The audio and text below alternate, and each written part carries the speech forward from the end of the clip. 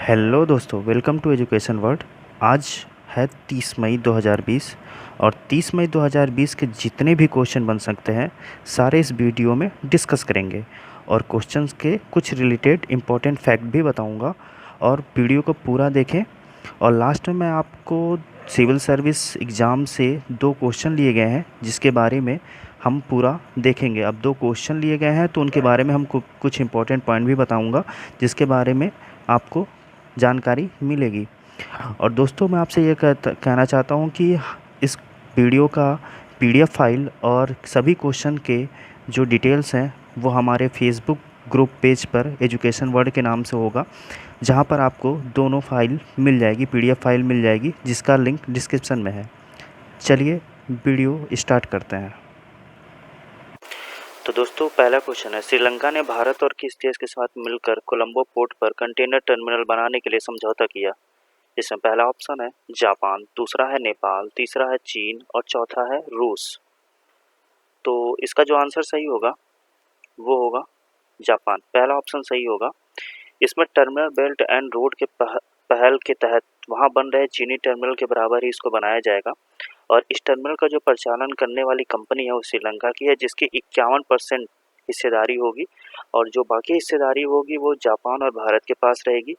जिसमें श्रीलंका के जो बंदरगाह प्राधिकरण है, जिसे SLPA कहा जाता है, कोलंबो बंदरगाह के ट्रांसशिपमेंट जो होगा वो कारोबार, जैसे कि बड़े जहाज़ों से छोटे जहाज़ों के माल का जो परिवहन होता है उसका 70% भारत से संबंधित है। जबकि जापान से 1980 में बंदरगाह कंटेनर टर्मिनल के निर्माण में सहयोग कर रहा है। अब दोस्तों, बात आई है जापान की, तो जापान से रिलेटेड कुछ हम देख लेते हैं जानकारी। जैसे जापान की राजधानी है टोक्यो, मुद्रा वहाँ की है येन, राष्ट्रपति कौन है शिंजो आबे। तो आपको इस क्वेश्चन से इतनी सारी जानकारी मिलती है। और दोस्तों, अगर बात आ रही है श्रीलंका की इसमें, तो श्रीलंका के बारे में भी कुछ जान लेते हैं। श्रीलंका की राजधानी है कोलंबो और श्री जयवर्धनपुरा कोट्टे। श्रीलंका की दो राजधानी है। ये एक ऐसा देश है जिसकी दो राजधानी है और यहाँ की मुद्रा है श्रीलंका रुपया। और यहाँ के जो प्रधानमंत्री हैं वो हैं गुडप्पा राजकश्यप। तो चलिए हम क्वेश्चन में आगे की तरफ बढ़ते हैं।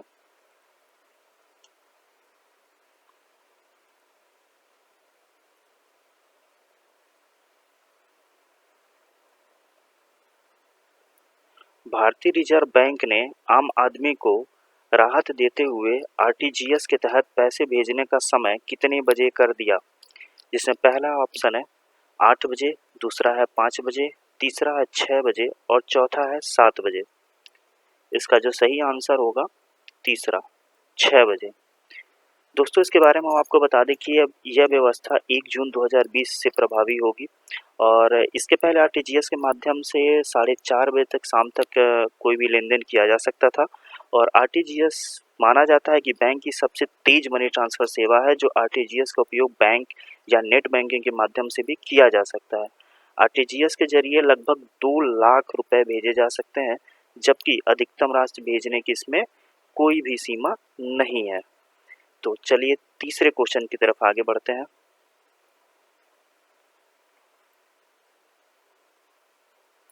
दिल्ली हाल ही में किस हाईकोर्ट के रमेश रंगनाथन ने आलोक वर्मा को एडिशनल जज के पद पर शपथ दिलाई?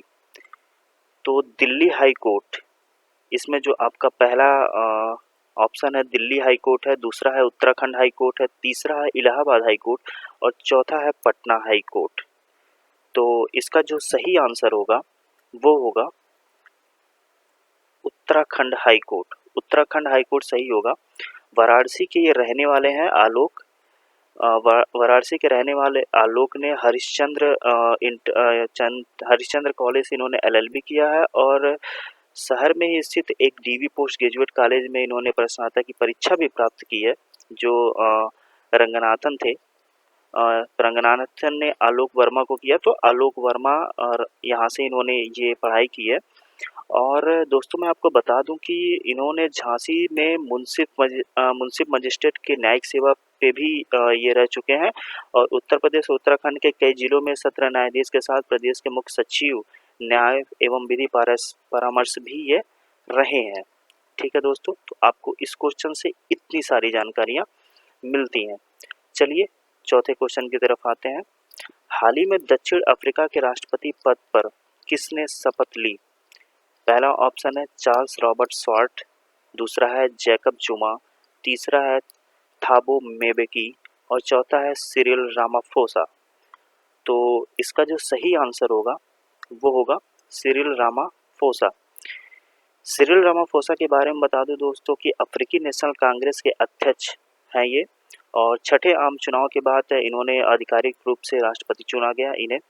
अफ्रीकन नेशनल कांग्रेस 2 सप्ताह पहले से ही संसदीय चुनाव में जीत दर्ज कर सत्ता में लौटी और संसदों की ओर से रामाफोसा के अलावा किसी को भी नामित नहीं किया गया। और अफ्रीकन नेशनल कांग्रेस ने चुनाव में लगभग 400 में से 230 सीटें हासिल की थी। राष्ट्रपति जैकब जुमा ने भ्रष्टाचार के आरोप के कारण पिछले वर्ष फरवरी में ही इस्तीफा दे दिया था और अब जाकर के चुनाव हुआ और इसमें सिरिल रामाफोसा को बनाया गया। ठीक है दोस्तों, अब हम चलते हैं नेक्स्ट क्वेश्चन की तरफ।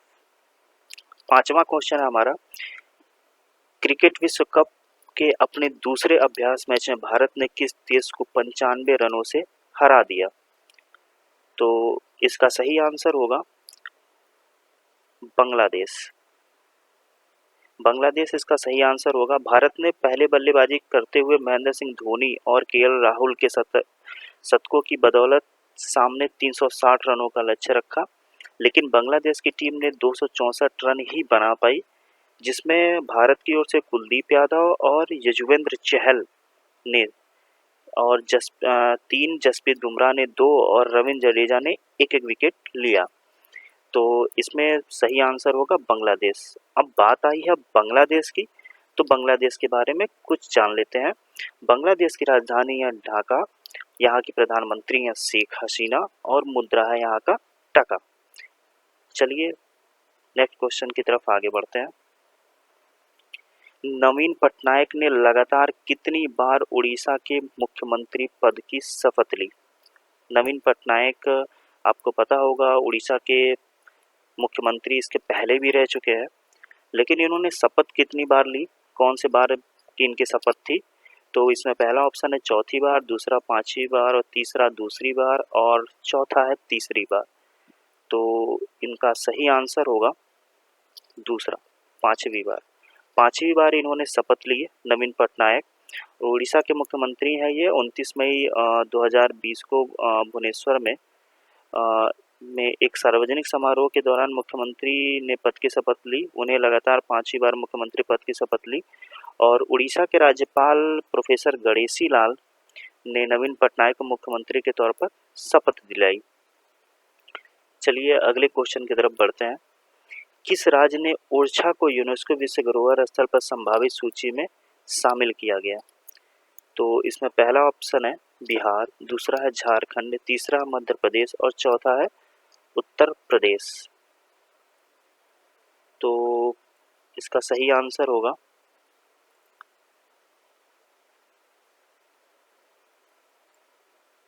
मध्य प्रदेश। तीसरा ऑप्शन इसका सही होगा। मध्य प्रदेश के ओरछा को यूनेस्को विश्व धरोहर के स्थल को संभावित सूची में शामिल किया गया। इसके पहले एएसआई के प्रस्ताव पर ओरछा को ऐतिहासिक धरोहर और सांस्कृतिक धरोहर के वर्ग में शामिल किए जाने का आग्रह किया गया था।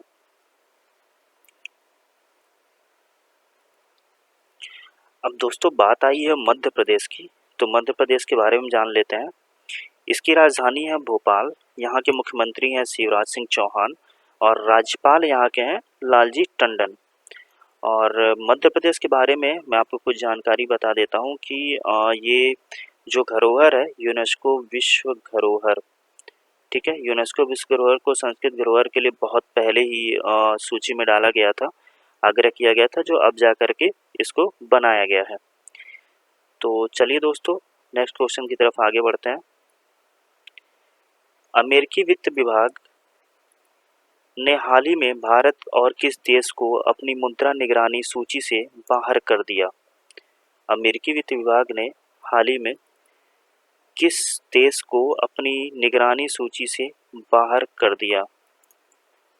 तो इसमें पहला ऑप्शन है स्विट्जरलैंड, दूसरा नेपाल, तीसरा चीन और चौथा जापान। तो इसका जो सही आंसर होगा वो होगा स्विट्जरलैंड। अमेरिकी वित्त विभाग ने भारत और स्विट्जरलैंड को अपनी मुद्रा निगरानी सूची से बाहर कर दिया, जबकि चीन को इस सूची में बरकरार रखा गया। अब कहा यह गया है कि अमेरिका ने मुद्रा संबंधी जितने भी क्रियाकलाप पर नजर रखने के लिए अक्टूबर 2018 में भारत, चीन, जापान, जर्मनी, दक्षिण कोरिया और स्विट्जरलैंड को निगरानी की सूची में डाला था, जो अब जाकर के जिसमें भारत और स्विट्जरलैंड दो ऐसे देश हैं जिनको अमेरिका ने बाहर कर दिया। अब चलिए क्वेश्चन में आगे की तरफ बढ़ते हैं। दोस्तों, हमने सिविल सर्विस परीक्षाओं में पूछे जाने वाले 2 करंट अफेयर लिए हैं, जिसके बारे में मैं आपको कुछ इंपॉर्टेंट फैक्ट भी बताऊंगा, तो आप लोग इसको ध्यान से सुनिएगा। जिसमें 9वां क्वेश्चन है, भारतीय प्रतिस्पर्धा आयोग the competition commission of India CCI के संदर्भ में निम्नलिखित कथनों पर विचार कीजिए। जिसमें पहला ऑप्शन है, भारतीय प्रतिस्पर्धा आयोग एक संवैधानिक निकाय है। दूसरा है, भारतीय प्रतिस्पर्धा आयोग के सदस्यों की नियुक्ति उच्चतम न्यायालय द्वारा की जाती है। दूसरा, यह आयोग उपभोक्ताओं, सरकार और औद्योगिक क्षेत्रों के बीच में समन्वय को बढ़ा देता है। जिसमें पहला ऑप्शन है 1 और 2, दूसरा है केवल 2 और 3 और तीसरा है केवल 1 और 3। तो दोस्तों, इसका जो सही आंसर होगा वो होगा केवल 1 और 2, क्योंकि भारतीय प्रतिस्पर्धा आयोग एक संवैधानिक निकाय है, यह सही है। जो प्रतिस्पर्धा आयोग के सदस्यों की नियुक्ति उच्चतम न्यायालय द्वारा की जाती है, ये भी सही है। यह आयोग उपभोक्ताओं, सरकार और औद्योगिक क्षेत्रों के बीच समन्वय को बढ़ा देता है, यह सही नहीं है। इसलिए जो सही ऑप्शन होगा वो होगा पहला, केवल 1 और 2। चलिए क्वेश्चन में आगे की तरफ बढ़ते हैं। डुगोंग स्तनधारी के संबंध में निम्नलिखित कथनों पर विचार कीजिए। जिसका ऑप्शन होगा, यह केवल एक शाकाहारी समुद्र जानवर है। दूसरा, यह केवल भारत के तटीय क्षेत्रों में पाया जाता है। और तीसरा होगा, इसे वन्य जीव संरक्षण अधिनियम 1972 की सूची 1 के तहत कानूनी संरक्षण दिया गया है। जिसका पहला ऑप्शन होगा केवल 1 और 2, दूसरा ऑप्शन होगा केवल 1 और तीसरा ऑप्शन होगा केवल 1 और 3। तो इसका जो सही ऑप्शन होगा वो होगा तीसरा, केवल 1 और 3। तो इसके बारे में हम आपको बता दें कि डुगोंग, जिसे समुद्री गाय के रूप में जाना जाता है और भारतीय जल क्षेत्र के संरक्षण की कमी के कारण इस पे संकट का सामना करना पड़ा। यह एक शाकाहारी समुद्र जानवर है, इसलिए इसका जो पहला ऑप्शन होगा कि यह एक शाकाहारी समुद्र जानवर है, यह सही होगा। दूसरा आपको मैं बता दूं, डुगोंग एकमात्र शाकाहारी स्तनधारी जानवर है जो पूरी तरह समुद्र पर ही निर्भर रहता है। यह कुल 37 देशों में पाया जाता है, जिनमें उष्णकटिबंधीय, उपोष्णकटिबंधीय, तटीय और द्वीपीय देश शामिल है। यह जानवर इन्हीं सब जगहों पर पाया जाता है, इसलिए जो इसका दूसरा ऑप्शन है यह गलत होगा और तीसरा ऑप्शन जो होगा ये सही होगा, जिसमें अधिनियम 1972 की सूची 1 के तहत कानूनी संरक्षण दिया गया है। तो दोस्तों, कल हमने आपसे डिस्कस किया था कि जो हमारा कल का क्वेश्चन था कि भारतीय भारोत्तोलन महासंघ ने खेल रत्न पुरस्कार प्राप्त किस विश्व चैंपियन का नाम अर्जुन पुरस्कार के लिए भेजा है। तो आपको बता दूं कि जो मीराबाई चानू है उन्हीं का नाम भेजा गया था।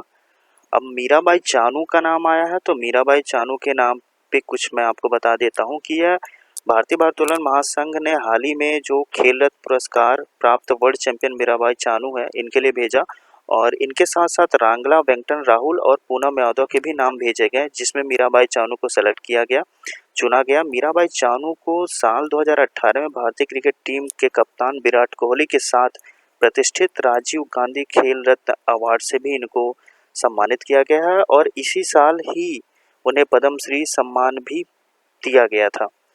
और मीराबाई चानू ने 2017 में 48 किलो भार वर्ग में वर्ल्ड चैंपियनशिप का खिताब भी जीता है, जिसमें उन्होंने 2018 में गोल्ड कोस्ट कॉमनवेल्थ गेम्स में भी इन्होंने गोल्ड मेडल लिया था। और 2014 गोल्स कॉमनवेल्थ गेम्स में सिल्वर मेडल भी अपने नाम इन्होंने किया। तो इस क्वेश्चन से आपको इतनी जानकारी मिलती है। तो दोस्तों आज का क्वेश्चन जो है वह भारतीय बहुउद्देशीय कंपनी आईटीसी ने सनराइज फूड्स प्राइवेट लिमिटेड को कितने प्रतिशत हिस्सेदारी खरीदने पर सहमति व्यक्त की। तो इस क्वेश्चन का जवाब आप लोग हमें कमेंट बॉक्स में दीजिएगा, जिसका सही जवाब हम आपको कल की वीडियो में देंगे। तो दोस्तों हमारे कुछ इंस्टाग्राम के कुछ लिंक दिए गए हैं और फेसबुक के कुछ पेज हैं जिसमें आपको पीडीएफ मिल जाएगा। तो इसका पीडीएफ आप हमारे फेसबुक ग्रुप पेज से भी ले सकते हैं।